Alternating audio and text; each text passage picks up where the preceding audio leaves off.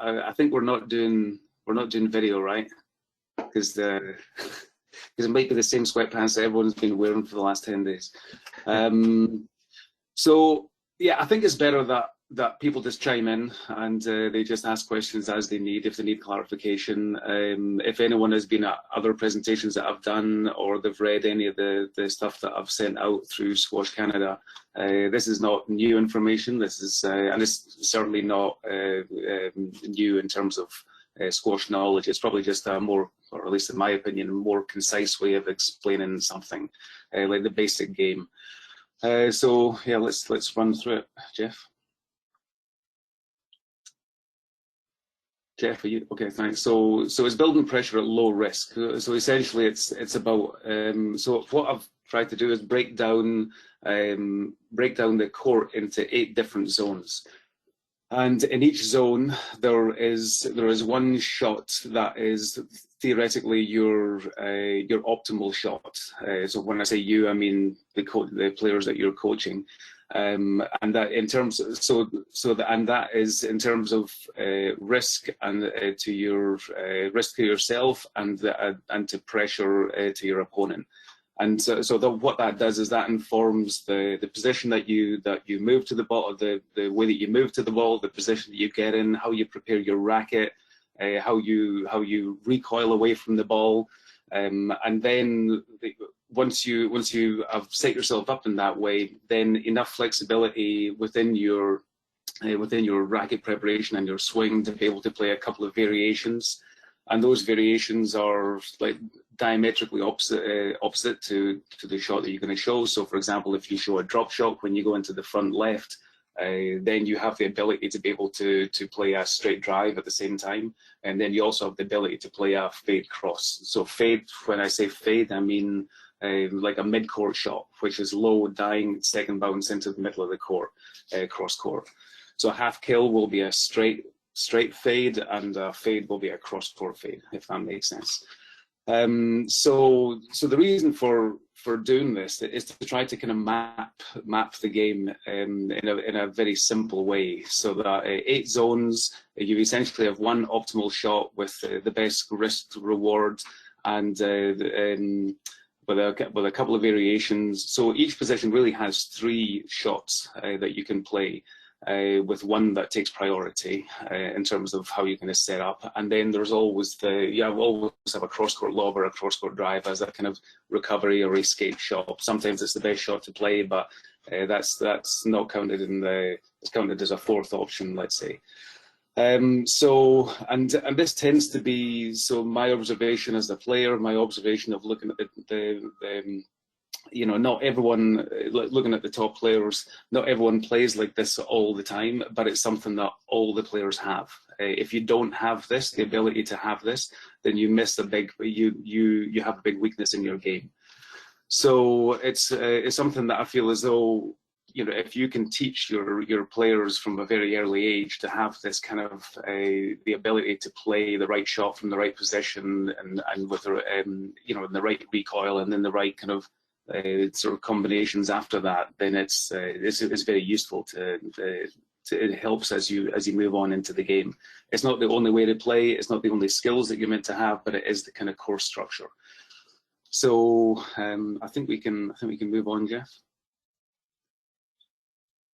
So there's the court broken down, so we can just, rather than run through everything, let's take the middle of the court, so around about the tee. So when you're theoretically, let's say you played a good length, you get to the middle of the court, the way that you should prepare your racket should be for a half kill. So what that does is it allows you, and well, let's say the half kill on let's say the middle left. So we also have a cross court fade and a straight drive. So what I tend to find is that a lot of players, they don't have their racket ready for that, let's say that half kill. Their swing is too big, or the racket's too low, or the racket's too high. If you prepare for that half kill, which is essentially, let's say, the middle shot, it allows you to be able to adjust to play that, you know, play the straight drop, play the fade cross, or just to punch through and play the straight drive, or a cross-court lob if you need to, but it needs to be short enough to be able to play that half kill. So it's not just no swing at all, It's just a little bit of swing, which allows you the options, but you still have the ability to play that half kill. Why the half kill? If you just try to play the drop shot and you don't hit it perfectly as an opening gambit to go from a deep game into the front court, a lot of the time you're not, unless you play a very good length, you're not going to have that loose shot in the middle of the court. You're talking like when I'm trying to design this, I'm thinking about this kind of 80% pressure. So it's the pressure in a normal rally, but you still want to be able to build pressure even from a normal kind of rally with a little bit of pressure. Obviously, when the ball pops out in the middle of the court, then at that point it's kind of open season, cross court neg, any kind of shot you want. So I'm talking about under a little bit of pressure. So let's say front left as well. So a lot of players, when they run into that front left, they've got their weight on their front foot. Their racket is too high. They certainly don't have a straight drop. They probably don't have a straight drive. They're going to trickle boast or they're going to cross court. And maybe at junior level they can probably get away with that up to a point. As you get better, it's just impossible. You need to go in there having at least the ability to the position, the ability to play the straight drop. I've said drop straight because the SD, I've tried to code it, so the SD is actually straight drive, which is why I've said drop straight. So you've got the drop straight, you've got the straight drive, and you've got also a cross-court fade.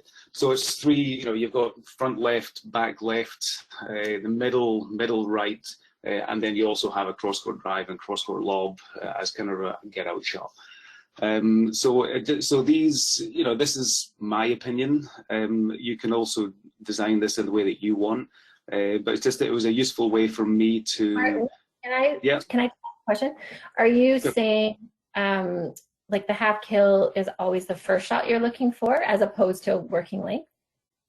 So so it's more about the threat. It's more about how you set your position, how you set your racket up, and then the threat of that shot. So you don't always have to play that, but at least as a minimum, you need to have the ability and the threat of that shot. Oh, I see. So if you just set up for, let's say, you got your racket quite high, your elbow's quite far back, or it takes you time to be able to swing, you're not going to be able to take the racket back, up, down, through, and then play a half kill. It's going to be hard to do that as the ball's coming through at 80% pressure. So okay. You want to have the threat. So all of these things, it's not. This is you're not going to play this shot all the time, but you want to. This informs your position, your racket preparation, the threat that you show your opponent with that shot. The threat is okay. So it's but it's not. Thanks for bringing that up because that's how useful. And what this does is that by having that threat, it's like, okay, I'm going to play that straight drop. It has all these elements of pressure. It has it's low, it's tight. If you're in good position, it forces your opponent to take a weak line to the ball, which means that they're probably not going to have at least a straight drive. They kind of got to or head out. So that's really what this is. It's just to inform your position, your the threat, your racket preparation, and then the variations come from there. It varies also from if you're on a very bouncy court, for example. At the back left, you're probably not going to be looking too much at the straight drop for a while until the ball cools down. But again, it's making an assumption that this is 80% pressure is probably like a relatively normal bounce of the ball, not too cold, not too bouncy, because it does adjust a little bit. But this is about the threat. That's really what it's about, and how it informs your position. I think we can keep on going, Jeff. Jeff, yeah. So I've just given you some examples of the elements of the pressure that you're trying to put on. Is that the ball stays low, you're in a middle position, so you're forcing your opponent to take that weak line to the ball. The ball's tight to the wall, it bounces quickly, so like quick bounce. You also have, with the variation, you've got this opposite parts of the court. It's difficult to with a quick change of your racket. It sends you to 3 different areas of the court, which is it's quite hard to react very quickly. You've got to read the game very well to see that. When you recoil back, so they're just having the ability to be able to not have your weight just on your front foot when you play. When you start to either anchor with your back foot, or you kind of anchor your weight with your butt on your lower back going back towards the middle of the court. That makes a larger obstacle for your opponent. You still have to give a line to your opponent, obviously, but you want as much as possible for them to have to make a choice. You've got to make a choice pretty early. As the bigger the obstacle, the quicker they have to make a choice. And also you want them to make that choice of the weak line as much as possible. And that's actually one of the reasons for the half kill as well, is that if you play a drop shot off a 80% pressure drive, quite often you're not going to play a perfect shot. The ball's going to clip the side wall, it's going to bounce out, and then you don't give your opponent a line to the ball, or the line is through you. So a lot of the time, that's one of the reasons why you play that half kill from the middle. It's like an opening gambit that gives your opponent a line to the ball in the middle of the court. So it doesn't create, it's still pressure, a lot of pressure, but again, it's minimizes that risk of giving away a stroke. And also just, basically simple. It's like the ball doesn't fly through the middle of the court at, any kind of racket height, kind of hip to shoulder or slightly above shoulder height. You're always keeping the ball away from that area. So you're always using the wall, you're using the corners. If you need to, you can use height cross court. But always trying to put that pressure on with the walls, with lowness, with tightness, with ambiguity, with good position, with taking that weak line. So these are the elements that go into basically providing pressure for your opponent with hopefully the least amount of risk. Keep going, Jeff.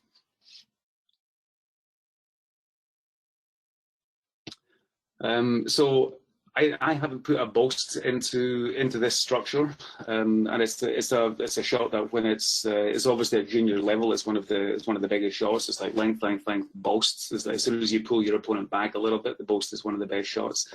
It's also if you have if you've got the movement to be able to read the game and quick foot speed and quick anticipation, and then it's a great way to counter attack.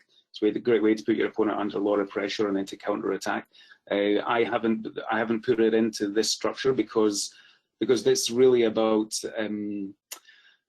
it's about building pressure at low risk. It's about the highest pressure possible with the least amount of risk. The boast represents quite high risk for not too much gain, because you have to go lower and lower. So effectively when you look at, let's say Shorbagy was 2-love down. I put that in here as well. Shorbagy was 2-love down in last year's British Open. So he's at that point, he's he has to work hard for all of these elements that we're talking about, which is he's got to work hard for his position. He's got to play for a while, for a good 20 minutes, half an hour, he's got to play this way. He's got to play with the highest pressure to the lowest amount of risk. He doesn't want to give anything else away. He's not really going to open the court up with too many boasts or cross courts. He's going to try to really make his opponent work for everything. And then when you did that in the third game, you could see that he got a foothold into the match, and all of a sudden he turned it around and won in 5 games. I think he did it 2 matches in a row. So it's a situation like that, or it's like the big points, the very big points. One of the worst shots you can play in a big point is a boast, even at the highest level. You can win points from there, but it's one of these shots that doesn't. It's one of the best shots to play, but it represents high risk with minimal rewards. So for what we're talking about.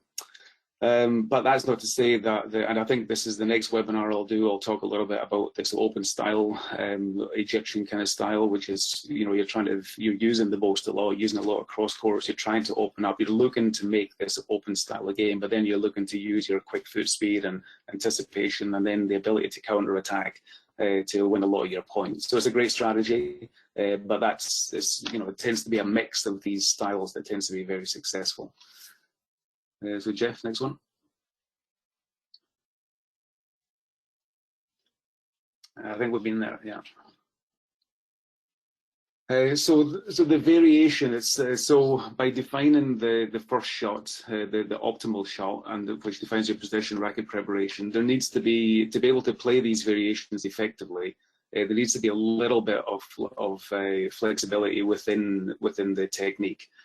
So shorter swing is baseline. I mean, so when you're talking about, drop from the back of the court, or even a drop or a half kill from three-quarter court, a half kill from mid-court, a drop shot from the front of the court, these are all attacking shots. So you need to have a lot of control. If your swing is too big, it's going to be great for hitting, 3-wall boast or a hard cross court or a hard straight drive. It's not going to be great for playing half kill and drop shots. So shorter swing is a baseline, but you do need to have a little bit more flexibility within your swing so you have the ability to show the drop shot and then to snap it to a straight drive. So I think on another slide I talk about this slow, quick technique, which is what a lot of the players do, is to try to very, very early preparation. But instead of just jamming the racket in front, maybe you can do that as you're running in the front for a counter drop off a boast, and with zero swing, because your movement will provide enough momentum of the racket itself.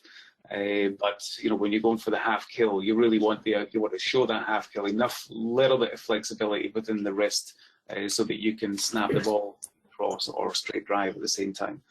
So easy for me to say here. So the documents that you've either been sent by Jeff or he will send to you, or maybe Mel or some other people have read it or seen some of the videos before.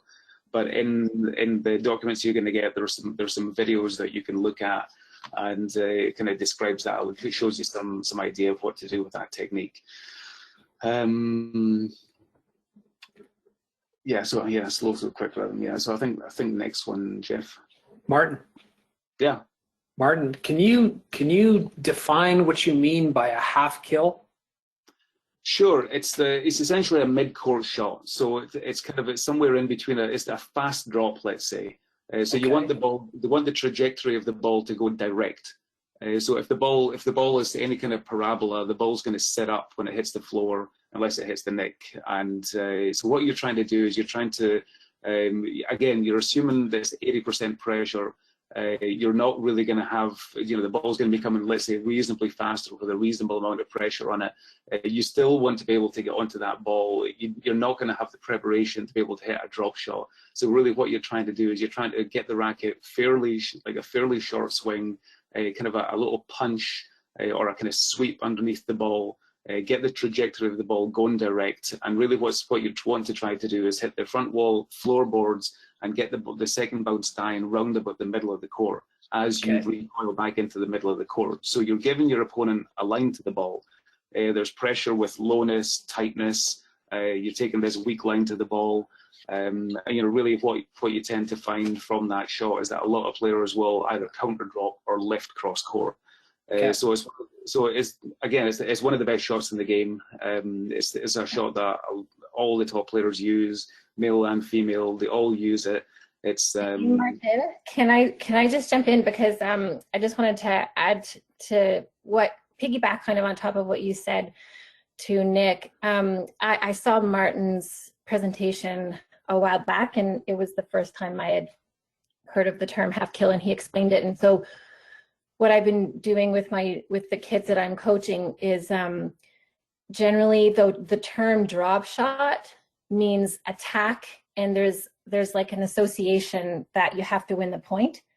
So just the mere phrase, okay, hit the drop shot, they tense up. They think, oh, I've got to hit it just above the 10, I have to win it. But then when we described the half kill, it's like, no, don't hit the drop, hit the half kill. It's like, oh, it's just a half kill. So it's just like a working attacking shot. So immediately the pressure is removed. But I mean, the pressure on the striker is removed to hit the winner. But of course it adds pressure to the person receiving. But anyway, it's just a different way. It's a way to attack without feeling like, oh my God, I have to hit a winner. So this is also known as the six corner shot by David Pearson and Nick Matthew. Is that the same? I mean, I'm not taking their phrase. I don't know what they're talking about, but I'm assuming yes, six corner. I mean, that's really what you're doing. You play it as a mid-court shot, right? Right. But really, what you're really trying to do with it is you don't. It doesn't really matter how deep that shot goes. If it's low, it's tight, it's hitting the floorboards first, it's staying tight, it's dragging on. It's certainly not going to bounce out of the back wall. you know, after you know, from the second bounce off the back wall. Okay. Okay. And that's, you know, so that's really what you're playing around with. You're playing around with this kind of tight, low shot that allows you to keep your position, gives your opponent a weak line to the ball, forces them to make a compromise shot at that point. And it's just and that was the reason that I mentioned the boast, is that, you know, the transition shot between you know, length, let's say length game, as you're battling for length, you're trying to get in front. The transition is usually a boast, or you just force a loose shot in the middle of the court, and then you can play maybe a drop shot or something at that point. Whereas the half kill allows you to play it from, you can play it from the back, you can play it from the quarter court, you can play it from mid court, from the front you can play the fade cross. From the same corner front, you're probably not going to play the half kill straight. It wouldn't be a great shot. You compromise yourself at that point, but it's a shot that you want to be able to have all the time. And like Mel says, it takes that pressure off. And that's why I describe it as this opening gambit. I never get the players that I coach to think about the drop shot immediately when they first play that transition shot into the front court. It's like, no, you're looking for that half kill first. You're not expecting to win the rally from it. You're expecting to build pressure. And then from there, you're going to get a cross court, or you're going to get a counter drop, and you're going to be, you know, in a dominant position with probably more time and a looser shot the next time around. But what you tend to find is that a lot of the time when you've got your opponent out of position, you play the half kill, it's going to be a winning shot anyway. But you don't need to put that pressure on your pupils, to your students, to like Mel says, to hit that winning shot. But it will be a lot of the time. Very good. Thank you. I think we can keep on going.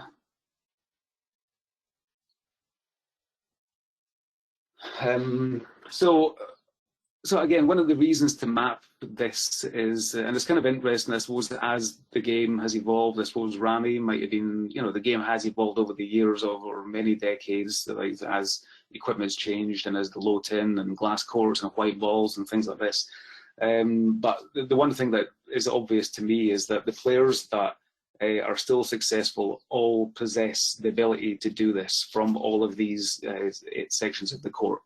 And, you know, and they've also got different skills as well, but they have this structure about their game. They can always rely on it. And that's the reason they reach number 1, is because they're very consistent. They can always come back to this very, very low risk, high pressure game when they need to, and then kind of knit their specific skills into this structure. There's not many players that have kind of, you know, gone outside that. Maybe Rami, maybe John White, maybe Rachel Grenham. You know, there's a few players that have kind of gone a little bit outside, but still, when you analyze their game, it's pretty. It doesn't really deviate that far from this. And that was that. So as the game evolves, court dimensions stay the same kind of players, or the same skills that are you know, was relevant 50 years ago are still relevant now up to a point. And so really trying to get your players to have a command of the basics, to build pressure at low risk is one of the best ways to build that this kind of base of standard across the country, I think. Let me have a quick view of this. So the other thing that is useful about this structure as well is that by simplifying it this way, you know, you essentially got 8 shots that are, you know, the optimal shots from each area. You've got 2 variations from each area. If there's any kind of inability or weakness in there, then you can use that as a way to troubleshoot in your students. You can log it, and you can say, okay, well, you know, your racket, because you're running in too much in the front right. You know, it's okay, but you're going cross court all the time. You're getting away with it because you're 13 years old. But you know, when you reach 14 or 15, you're not going to get away with it anymore. So you know, you need to be able to have that ability to play that shot from that situation. So and that will inform, you know, racket preparation, you know, how loose your wrist is, your path to the ball, like your footwork and your position when you're in that zone. So it's a useful diagnostic tool as well in terms of you know, how to help your players get better. And again, it's not, you know, this is not the you know, this is not everything. You can't just, you know, churn out carbon copies of the same kind of player, but it's the Pareto principle. It's the, you know, this is the stuff that will get most of the success. So by focusing on this stuff, this simple stuff, then you'll get most of your success from here. So in the document that Jeff will send you, there's some Excel sheets which are basically a way to just log your students, log each of these areas and the skills in each of these areas. And then there's some exercises on how to help improve as well, just some routines and things that you all do, probably all the time. But just in a slightly different way. So for example, if you're doing Boston Drive and then you move on to, okay, well then 2 shots. It's like, well, actually what you should do is you should do 2 shots first because you want to have that drop shot. It's your drop shot, that's your primary shot. So then from that drop shot, now it's like, okay, when you go into Boston Drive, show the drop and now go long and now play the drive. So it's just a slightly different emphasis to be able to focus on that primary shot first and then have these variations are knitted into the exercises, to the routines that you're going to be playing.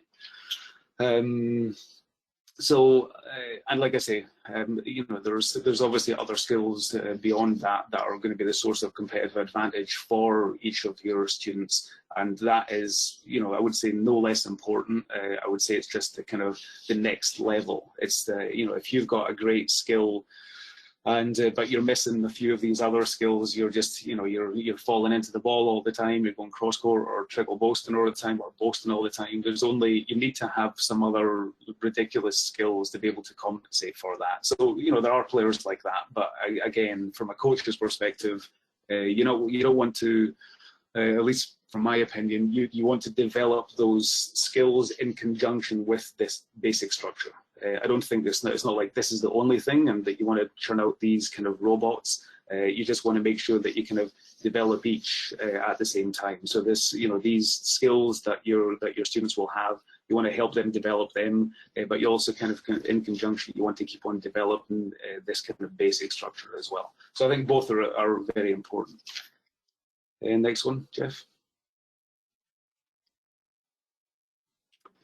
So, like I said to Mel before, it's the threat that's the important thing. It's not so much about you're going to play this. It's not painting by numbers, let's say. It's just the threat, and it informs position and racket preparation. And so I've given you a little bit of, we can talk about how you use this and how to build pressure in a rally. I mean, normally you're going to kind of get, win the length game first, win the length battle first. You're going to use probably either a boast, so I'm going to say, well, instead of using the boast, you're going to use the half kill. You're going to attack way more from the quarter court than you probably are being told now. I'm talking about the player at this point.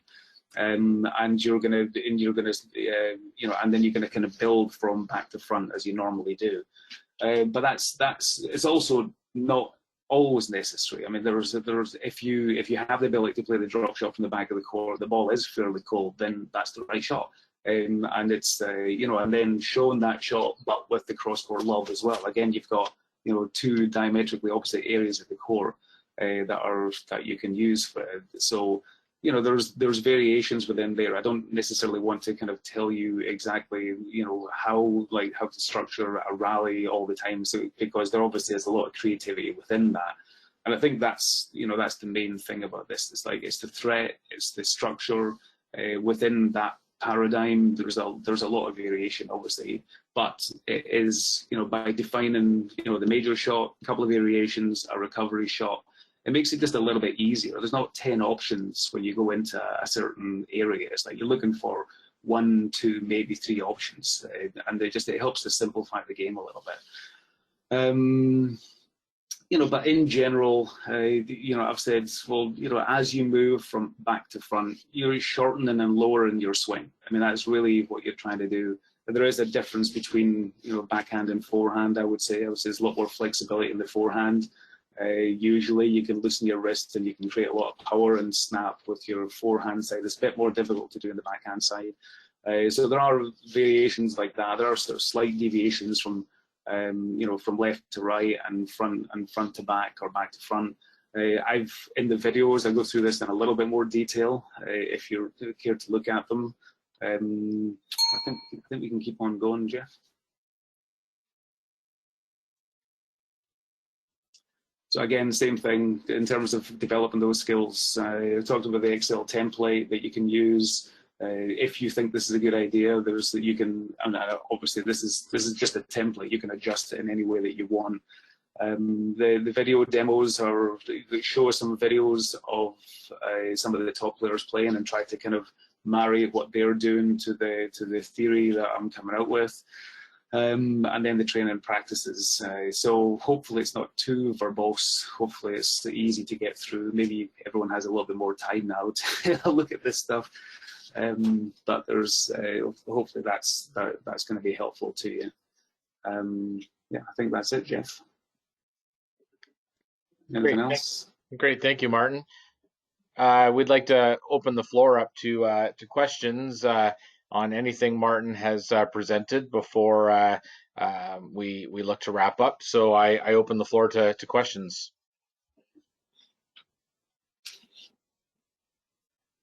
Martin, your cross fade, would that be considered like a cross court drop shot, a cross court working shot into the junction of the mid court line and the sidewall? Yeah. It's essentially a mid-court shot. So the crossfade is, so once you have, like, so let's take a good example is that you either have a volley in the mid-court, let's say mid-court forehand. So once you show you have the half kill or the drop shot in that, into the front or middle right, and you also have the straight drive. Once you show that as a threat, you're in good position. You're kind of reaching in, but you're kind of anchored with your back foot as well. You're not all on your front foot. Then your opponent has to cover that. So as soon as you want to get your racket head as close to the ball as possible, showing this, let's say this optimal shot, which might be the half kill in this scenario. You're showing the half kill. Your opponent has to cover it. As soon as they make a move to cover that shot, then you quickly change the racket heads to fade cross. And really what you're trying to do is probably hit somewhere round about the middle, slightly probably right of middle, the ball low, yeah, and then you want the second bounce to die around about the middle of the court. Okay. So again, it's one of these shots is that you don't have to play absolutely perfectly to win the rally. What really matters is the threat of the shot, the good position, as much as possible to not showing that you're going to play that shot until right at the end, and then don't turn your body. It's like just still recoil and finish off your position like you played the half kill, straight, but you just changed the racket head's direction right at the last second. And I'd say it's a great shot. It's one of these low risk shots that wins an incredible number of rallies at every level. And probably underutilized actually. Probably Bost is used, more than this shot, I would say, or cross-court drive. It's just one of these great shots that is kind of very low risk and wins a lot of shots, wins a lot of rallies. And would you say the speed of that would be half speed? Like same thing. You want enough speed for the trajectory of the ball to be direct, for it to be flat trajectory, and then the ball will die, and you're looking for it to die second bounce before or as it reaches the middle of the sidewall. Okay. It's a great shot also. So if your student is playing a very tall player, for example, and you're moving them front and back, and they're good enough to move front and back, but for them to get quite low quickly around about the middle of the court is actually quite a hard thing to do for, let's say, a tall player. So it's a great, it's one of these great things is that, most people think front and back all the time, but it's actually quite hard to, most people master that stuff as well, or at least they get very good at it. Not a lot of people get, once you do a split step or once you commit to a certain area, it's very difficult to, from a low position, the low split step, to then turn and then move a couple of steps. It's not an easy thing to do at all. So being able to show this shot, get someone doing their split step or committing and then changing the direction, tends to be a very hard movement for a lot of players to make, especially tall players. Okay.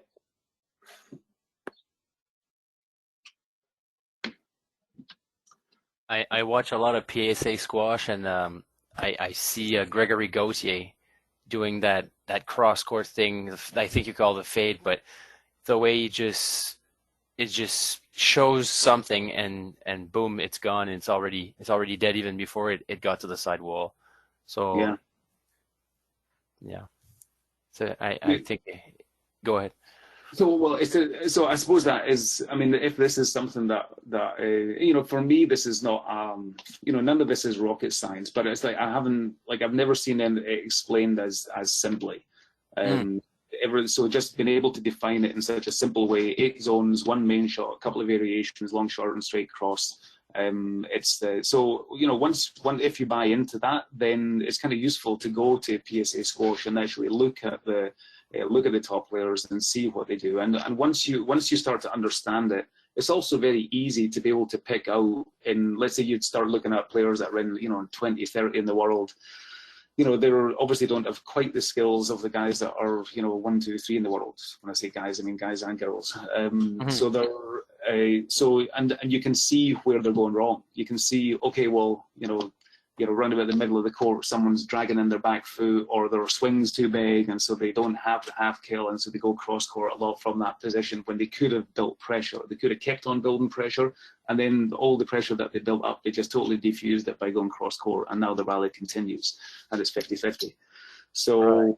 So it's a useful diagnostic tool in terms of your own students, but it's also useful in looking at other players and opponents and going, oh, okay, they fall into the ball there. Their racket's too big there. They don't have that option. They're going cross court from there all the time, and so I find that useful anyway. I use this when I'm you know, working with a new player. It's like, okay, well, here's your, you know, these are the areas that once, you know, if you don't have that, you're going to be always going cross court under pressure from this particular area. And then you go through some video with them and say, look, here you go, it's happening. You know, it happens, you know, 3-4 times in this game, and you've lost the rally every single time.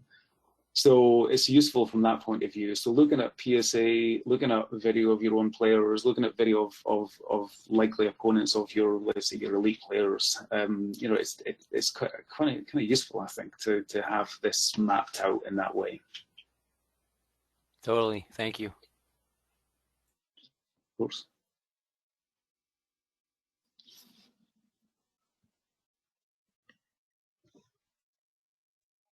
Any other questions for Martin?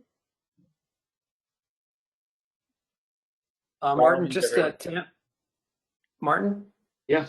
Sorry, to emphasize the importance of the racket above the ball for threats. Mm-hmm. What do you mean? I don't understand.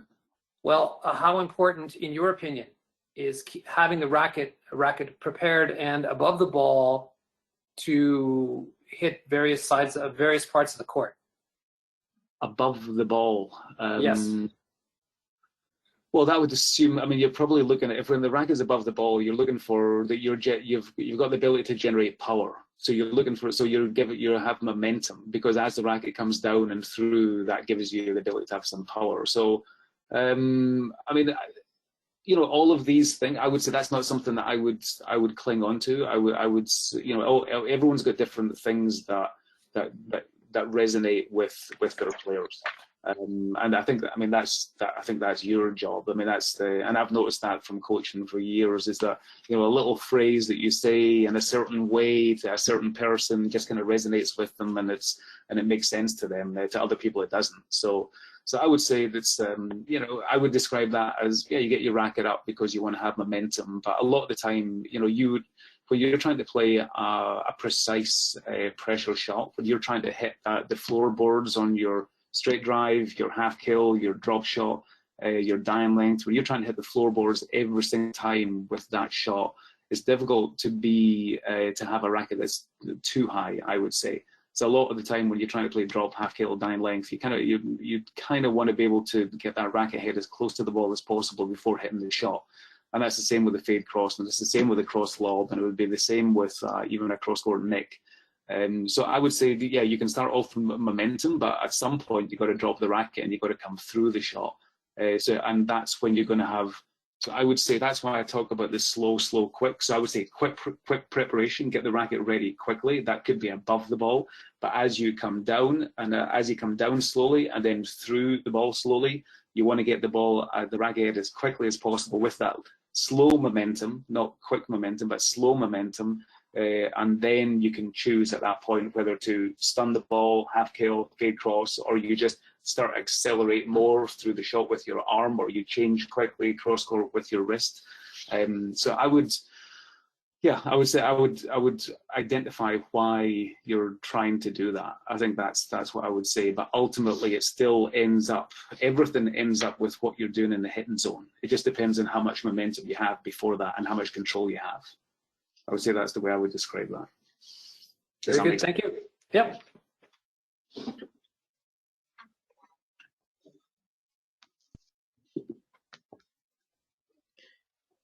Any other questions for Martin?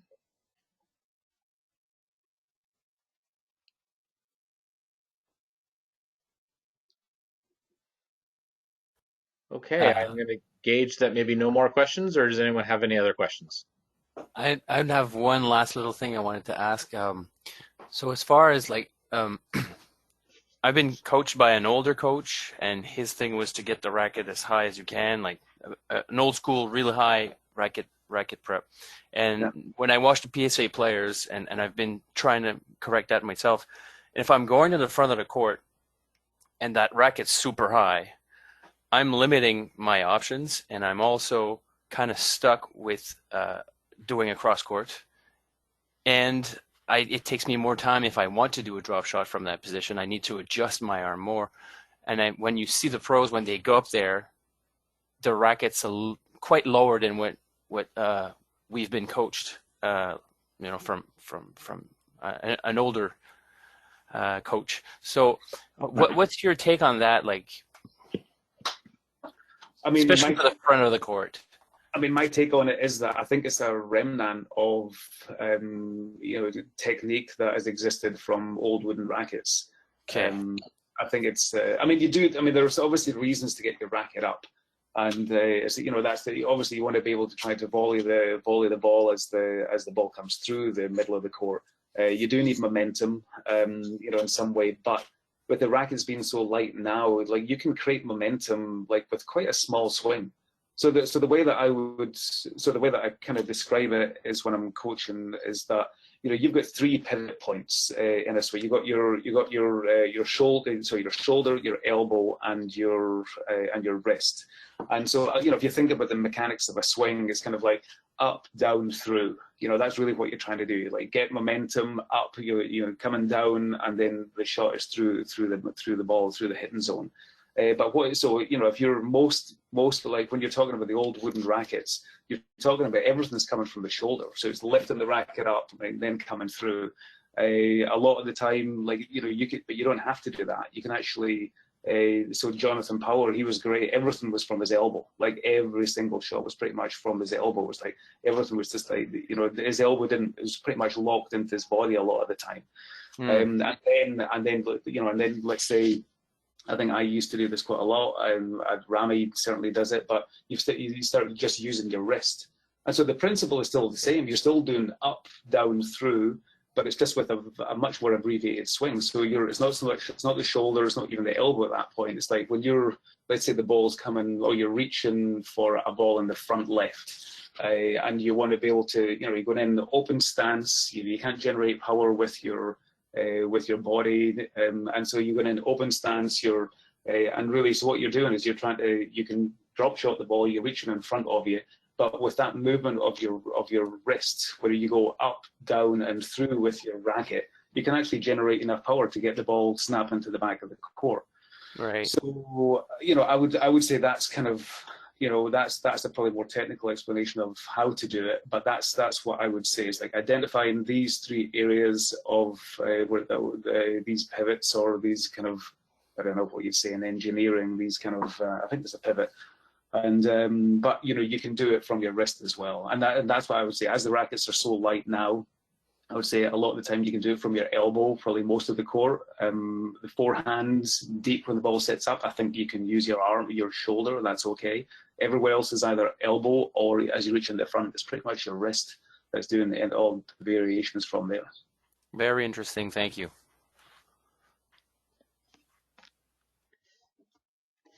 Great, thank you, Martin, and to everybody on the call today. I think in the interest of time, for if you have additional questions, Martin is always available by email and at I think it's martin.heath@squash.ca. Correct, Martin, if I recall? That's fine. Yeah. And so if you have questions at any time, Martin is certainly happy to help answer. So thank you, Martin, so much for a wonderful presentation today on building pressure at low risk.